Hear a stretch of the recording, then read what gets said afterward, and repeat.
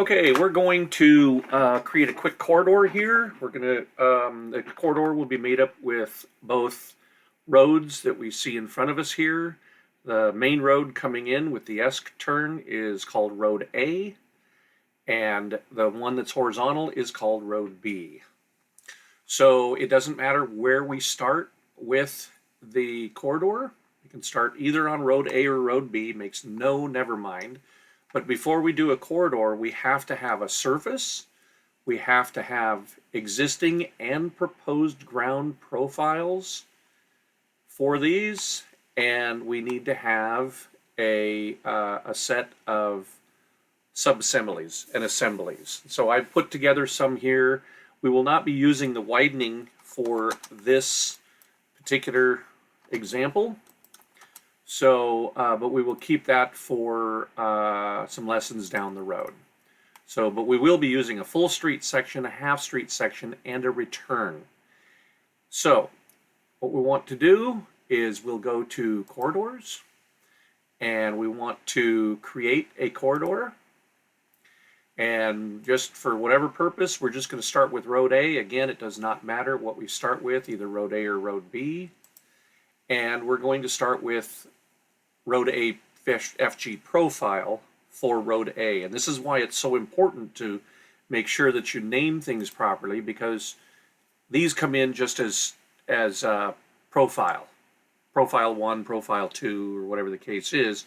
And so you would never know which one to select during this process if you did not name them correctly when they were created. The assembly we're going to use is full street section, and the target is OG1 for right now. So we say OK to that. The properties window comes up, the parameters window for the corridor, and for right now we're just going to say OK and see what we're looking at. So what we have is this corridor that runs through from the outside edge all the way through to the intersection. And we're going to be adding on to this for Road B.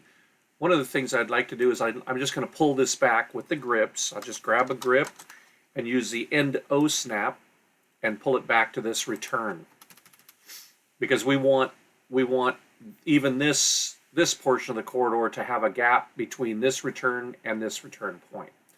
So we have a corridor right now. We're not going to recreate another corridor. We're going to simply continue adding to this corridor. So, and that's what we want. No matter how many streets we have, if they all connect, we want them all to be the same corridor. Don't have an individual corridor per roadway. So we'll select this, and when we do, we get this context-sensitive ribbon bar.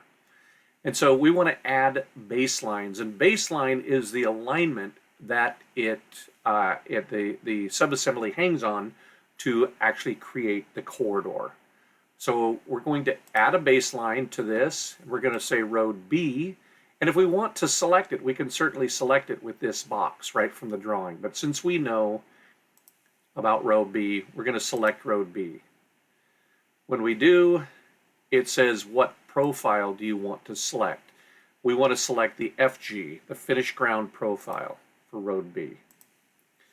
When we do, that gives us a baseline to add a region to. So a baseline is kind of the alignment that it's going to follow, and the region is going to be this area. And so as I move around here, and I'm not clicking, I'm just moving, when I'm closer to the Road A, it's highlighted in red, and when I move to Road B, it's highlighted in red to kind of help discover which region or which baseline we're talking about. We want to add another section to this baseline here. So when we click there, we want to start it at the beginning for right now. And we want to stretch it for right now to the end. So I'm going to use the end O snap. And again, we're going to use the full street section on this. And for right now, we're just going to plunk that down and see what it looks like here. And we get a scenario that looks like this. So anywhere we select, both of these are all one corridor, although they don't connect at this time. We need to remove this section because the sidewalk, vertical curb and gutters are going right through this intersection. So we will kind of zoom out a little bit here to see what it looks like in 3D. And so what we can do is when we select the corridor, again, this context sensitive help comes through, and we want to split this region, this upper region, in order to make room for it. So you can see as you move back and forth, you can see that blue line. It kind of highlights the region that we're talking about, and we want to click inside of this region. Doesn't matter where.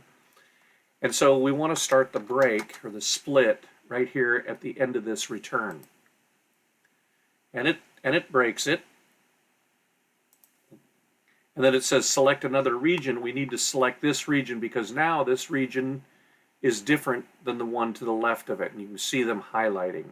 So we want to split this region here, and we want to split it again at this return. And when we do that, we have 3 regions. Well, when we look at the corridor and its properties, that middle region that we created by cutting the others out, we're just going to turn that off for right this moment. And when we do, it makes this whole. Also, make sure that on your corridor you have it set to rebuild automatically. And that will take care of all of these warnings and issues that we're getting. Now we have this roadway, but we've cut out this section for this T intersection. Now what we want to do is we have a section that goes from the center line out to the north all the way through here. And we want to add that back in.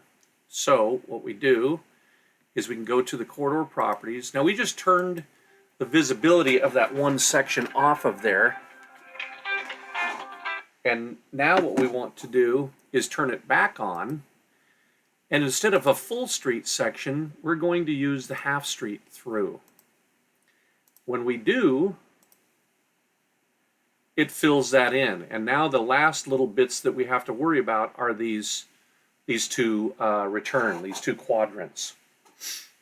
So how we do that is the following. I've created some line work here, and these are just offsets from the center line alignment. Use the offset or use the alignment to do the offsets, and then do a fillet. And I did a fillet of 32 feet. The reason I did a fillet of 32 feet is because I want the face of curb to be 30 feet. That's our standard. So since we have a 2-foot pan on our gutter pan, we do have to go to 32. So that's what I've created there. And now what we have to do is make alignments out of these two things for another section to follow. And what we can do, I'm going to say draw order and push that to the back so I can reach these a little easier. And I'm just going to break this polyline. We don't need the polyline. I'm just going to get rid of that section. I'm going to break this somewhere out here, just kind of running it long. Doesn't matter where. And doing the same thing with this guy here and this guy here. And again, it does not matter. Just trim them away so you're just left with 2 little segments and a full return. As we go through, we want to go from the left and march through this road to the right. So as we come through here, we want to be going from the left to the right, and as we come around this return, we're going to be going from the left to the right. And then once we come back through here, we're going to be going against it this direction and on its way. If we do it this way, and we do these in this order, then what we have is we can do this. We can do this with one subassembly. If I switched it and this one went this direction and then this one went this direction, again down, I'd have to have two different subassemblies and manage both of those. And I don't want to manage both of those. I just want to make this as simple as possible. So this is the direction we would go as we create this intersection. So the first thing we need to do is go to alignments, and we'll create alignment by polyline. And if we select it down here, it's going to be going the opposite way. So we want to select it closer to the beginning of the alignment.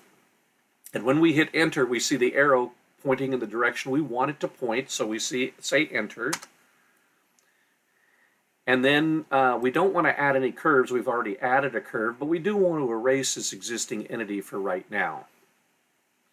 And we're going to call this return one. Return one. We'll say OK, and it creates an alignment.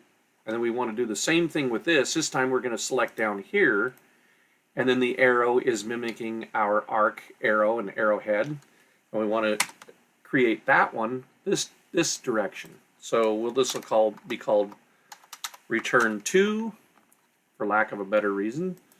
We don't want to put curves in it, but we do want it to erase. And when we do, we end up with these two scenarios. And I'm going to get rid of these. These were just letting you showing you which direction we were going to go with it.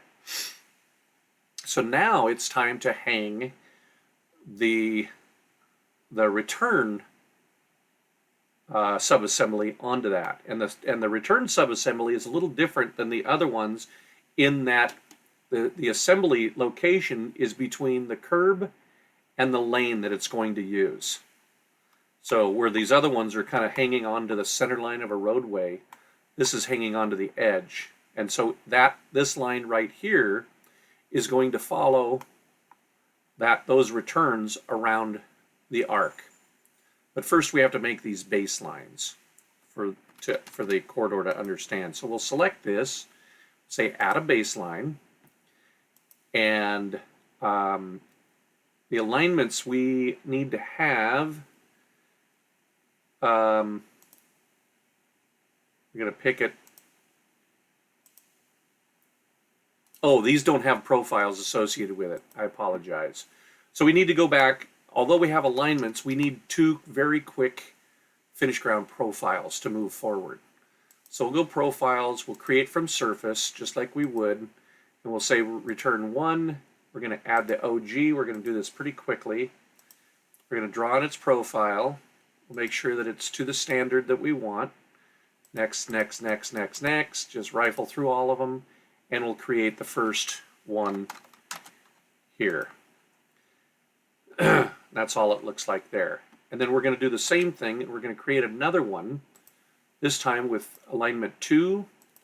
We're going to use the profile, and then next, next, next, next, next, and create its profile here. Oh, and I did not add a surface to this. So I would go profile, profile from surface. I'd grab return 2 and add that OG profile in there. And then say OK, and all of a sudden it's now in there. So you can add existing ground profiles to profile views anytime you want. The other thing that we're going to do here is we're going to add hatches, or I'm sorry, the bands to the tops of each one of these so we can kind of see where the stations and offsets and everything are. We'll do the same thing with this one. Profile view, go to bands, go to the top of the profile view and add in the CPS profile defaults. And we're good to go there.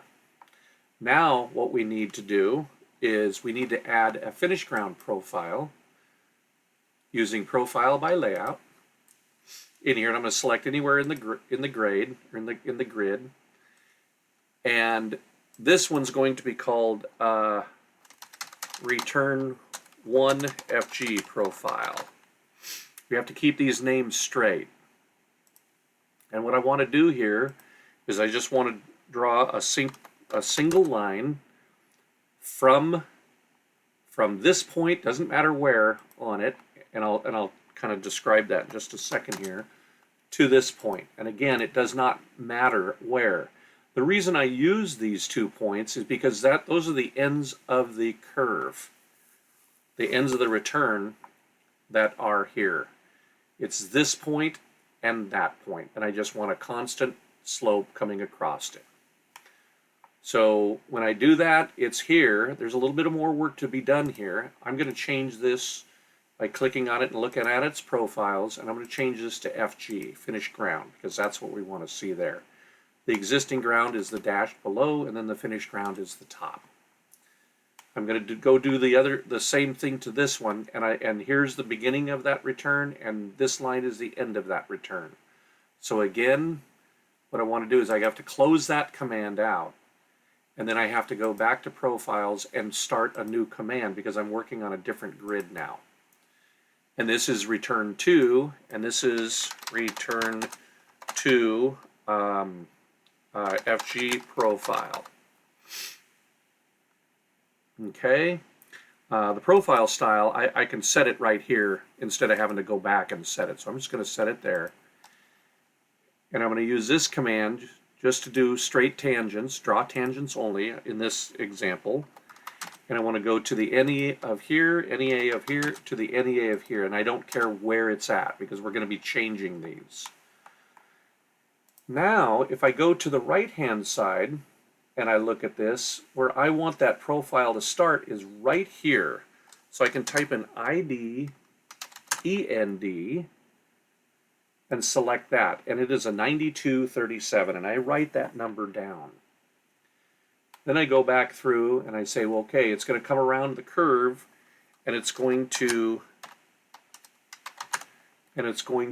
end here, and I need to know its elevation. So when I select there, it's 9242. And again, I write that number down. Well, it's 9242 here, and it's also, just by the geometry of it, 9242 here. So I already know where I'm going with this, but I need to get this last ID here,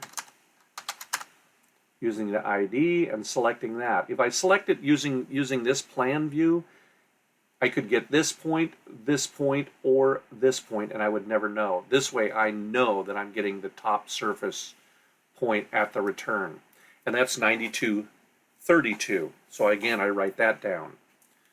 So using this information, what I'm going to do is reset these profiles so that this profile starts right here and continues around and ends there. And the easiest way to do that is to, if I select here and this says return 1 FG profile, I can now work on this, and I can use this profile grid to literally key in the elevation. So the first one was 9237.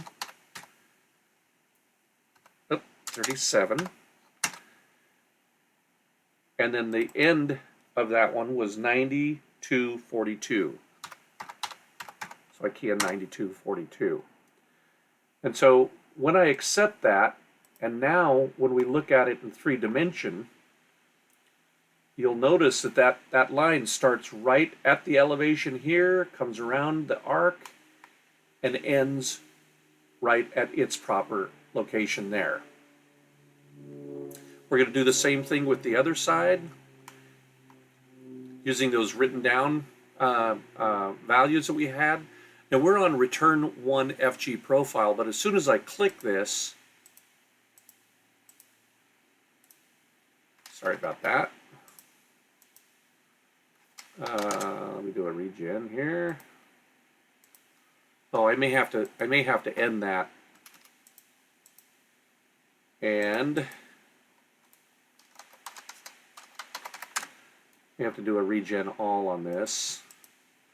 For some reason, it's not selecting this line, and I need it to select that line.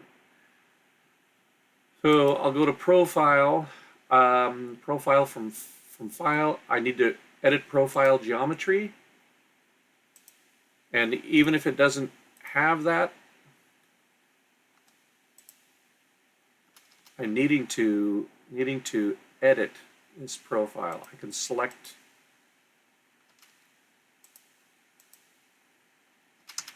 It's selecting everything but the profile. Let me do a Q save here. Don't exactly know why it's not allowing me to grab those profiles at the moment. Sometimes the software has a little bit of a glitch. Now we should be able to select them after that Q save, which we can.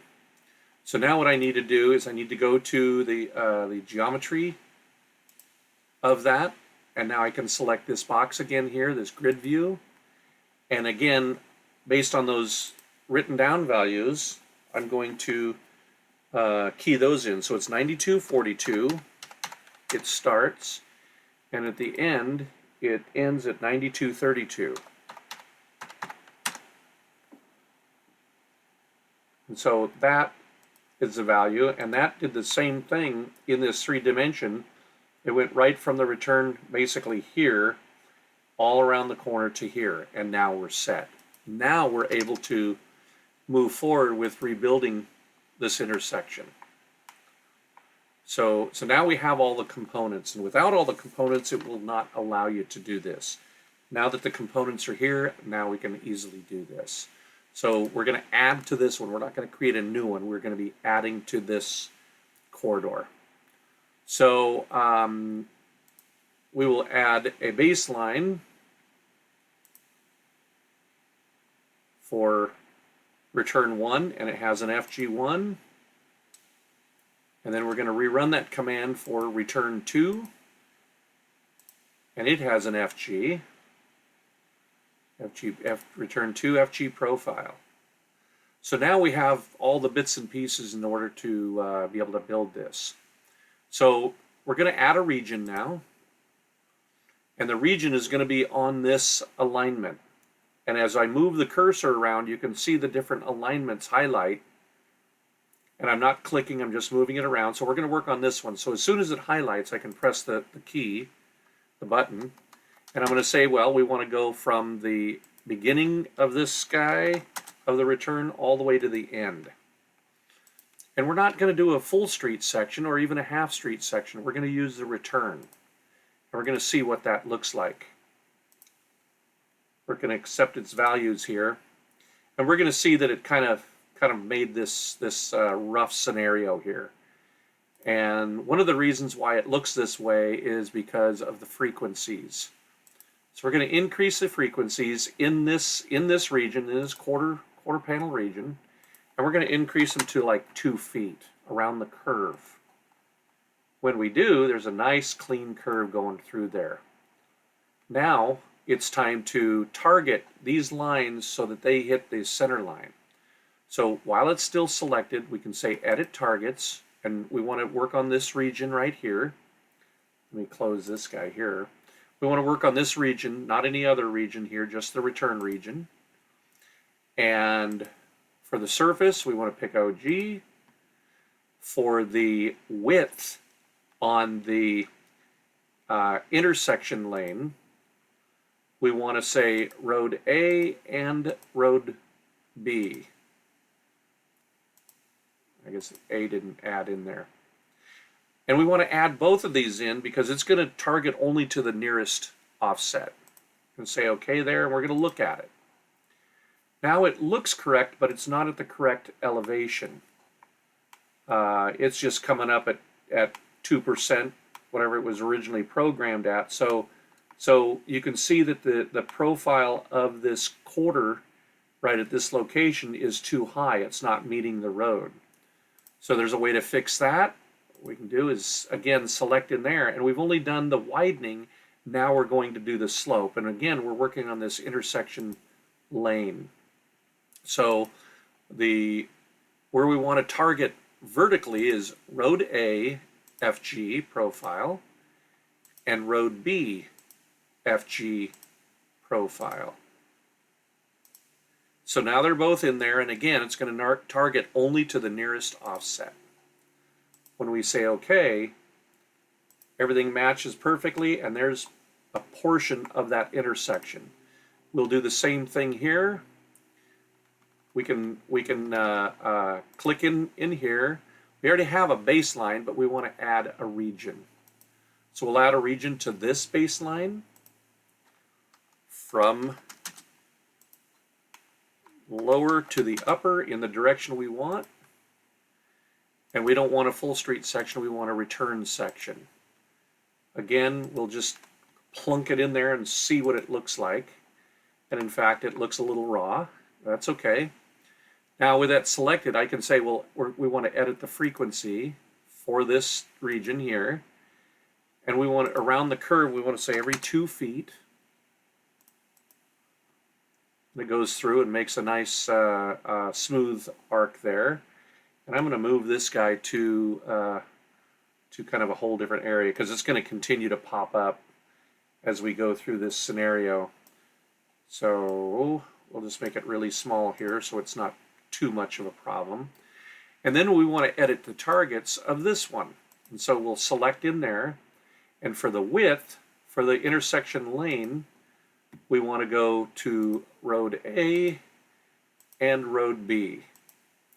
And again, it's targeting to the nearest. We say okay there. We'll go look at it. It looks fine, but now we have to do the vertical portion of it. We click back in here, and again, for the intersection lane, we're going to be working off the road A finish ground profile and the road B finish ground profile. And we say okay, and basically that intersection is done at that point for the most part. So that's how you're going to do a basic intersection of this type. It's really probably the quickest way to do that. There is an intersection routine in here, but it has shortcomings in my opinion. It doesn't give you quite as much flexibility to do what you need to do down the road. So anyway, that's how you would do an intersection. And you just do it quadrant by quadrant, working down the line, but you do have to think logistically as to what you're targeting and why you're targeting it.